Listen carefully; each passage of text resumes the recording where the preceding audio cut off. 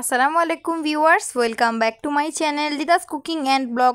So viewers, আজকে আপনাদের সঙ্গে শেয়ার করতে যাচ্ছি কিভাবে আপনারা এই যে এরকম ফেলে দেওয়া বেন্না দিয়ে তৈরি করে ফেলতে পারবেন ক্যাস্টর অয়েল, তাও ঘরে বসে। সেই ভিডিওটি আজকে আপনাদের সঙ্গে শেয়ার করে যাচ্ছি। আর আশা করি এই ভিডিওটি দেখে আপনারা অনেক উপকৃত হবেন, কারণ আমাদের আশেপাশে এরকম ঝোপঝাড়ে কিন্তু অনেক বেন্না দেখতে পাওয়া যায়। তো বেন্না দিয়ে যে এরকম ক্যাস্টর অয়েল বানানো যায় সেটা কিন্তু আমিও জানতাম না। তো দেখলাম যে আম্মু এই বেন্নাগুলো কুড়িয়ে এনে এখন হচ্ছে এটার ভিতর যেই বিচিগুলো থাকে ওগুলো বের করে ফেলবে। তো দেখুন, বেন্নার ডালটা তো প্রথমে দেখিয়ে দিলাম, শুকনা কাঁচা দুইটা মিক্স আছে এখানে।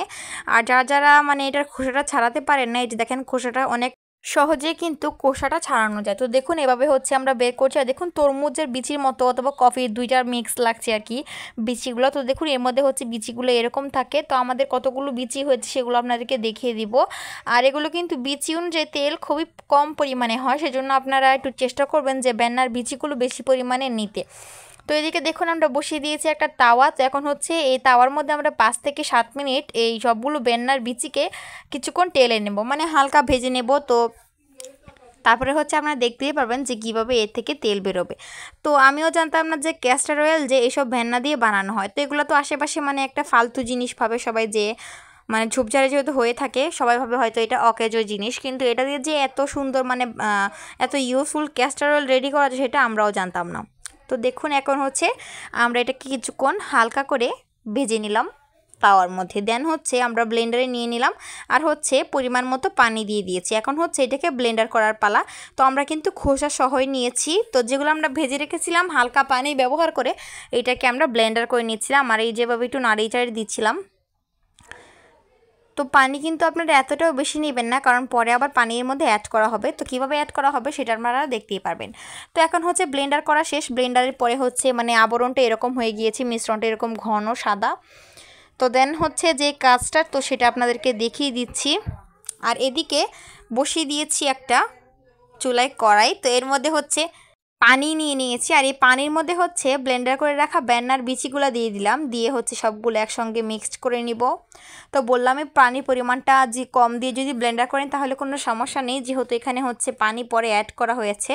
আর দেখুন রোদের তাপের জন্য কিন্তু মানে ভালোভাবে দেখা যাচ্ছে না, ব্রাইটনেস একবার বাড়তেছে একবার কমতেছে। তো সমস্যা নেই, প্রতিটা ধাপ আপনাদেরকে বলে দিব।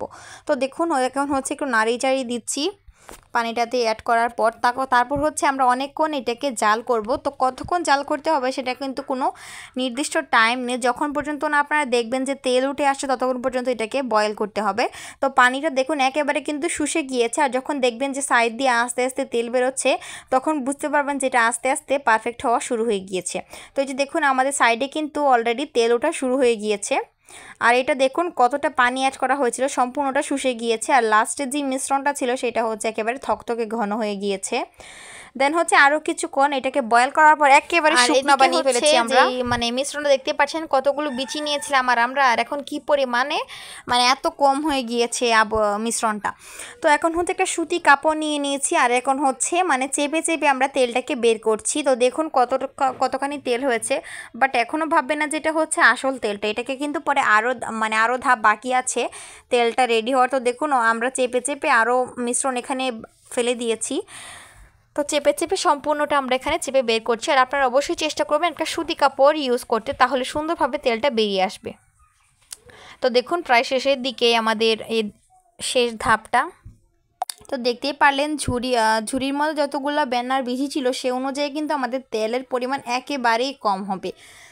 তো দেখুন এখন হচ্ছে আবারও এটাকে আমরা সেই কড়াইটার মধ্যে দিয়ে দিলাম। তো এখন দেখতেই পারবেন যে এখানে কী আমাদের করণীয় কাজ আছে। দেন হচ্ছে এটাকে আবার বয়েল করতে হবে, আর এরপর এর মধ্যে আর কোনো পানি অ্যাড করতে হবে না। তো আমরা ছেঁকে যতটুকু মানে তরল পদার্থ পেয়েছি ওইটাকে হচ্ছে কিছুক্ষণ আমরা জাল করব। তারপর হচ্ছে এই যে দেখুন আসল তেলটা বেরিয়ে আসবে, কারণ যেহেতু ব্লেন্ডারের সময় এটার সঙ্গে পানি ছিল, বয়েলের সময়ও পানি ছিল, তাই সম্পূর্ণটা কিন্তু এখানে তেল ছিল না। তাই হচ্ছে এখন আমরা আবারও কিছুক্ষণ জাল করে নিচ্ছি, তাহলে মানে রিয়েল যে তেলটা আছে সেটা বেরিয়ে আসবে।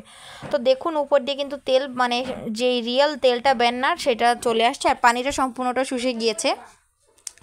তো এই যে দেখুন আমাদের তেল কিন্তু রেডি হয়ে গিয়েছে, আর দেখুন কীরকম ফেনা উঠছে। তো আমরা বাজার থেকে সাধারণত বেশি দাম দিয়ে যেই ক্যাস্টর অয়েলগুলো কিনি ওইগুলোও কিন্তু সেম এইভাবেই বানানো হয়। আপনারাও চাইলে বাসায় এভাবে বানিয়ে নিতে পারেন। তো আমাদের বাসার আশেপাশে কিন্তু এরকম ব্যানার বিচি অবশ্যই পাওয়া যায়, যেগুলো মানে আমরা পরোয়া করি না, ভাবি হয়তো অকেজো জিনিস, বাট এটা দিয়ে অনেক ইম্পর্টেন্ট একটা জিনিস বানানো যায় যেটা আমাদের চুলের জন্য খুবই উপকারী। তো এখন মজার বিষয় হচ্ছে এক ঝুড়ি ব্যানার বিচি দিয়ে দেখুন কতটুকু তেল হয়েছে। মানে এই তেলটা একজনের মাথায় দেওয়ার জন্য উপযোগী হবে না, মানে একজনের মাথায় দিতে গেলেও কিন্তু আরেকটু বেশি প্রয়োজন হয়। আর এই ব্যানার তেলটা যতটুকুই যেমনই হোক, এটা কিন্তু একেবারে ফ্রেশ ব্যানার তেল, যেহেতু এটা ঘরে তৈরি করা, এতে কোনো এক্সট্রা কেমিক্যাল ব্যবহার করা হয় নাই। তো এখন হচ্ছে এটাকে আমরা একটা কাচের বোতলে ভরে সংরক্ষণ করে রেখে দিব। আর এই তেলটা কিন্তু প্রচুর পরিমাণে ঘন হয়। তো দেখুন এর আগে আমরা যে ক্যাস্টর অয়েল বোতলটা কিনে এনেছিলাম, তো দেখুন এটা হচ্ছে আরেকটা ক্যাস্টর অয়েলের বোতল।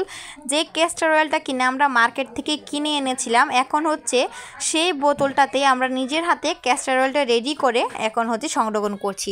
আর দেখতেই পাচ্ছেন যে কী পরিমাণ ঘন। সাধারণত ক্যাস্টর অয়েল কিন্তু অনেক ঘনই হয়। তো আপনারা বাজার থেকে যে ক্যাস্টর অয়েলগুলো আনেন ওইগুলোও কিন্তু এরকম ব্যানার বিচি দিয়েই বানানো হয়।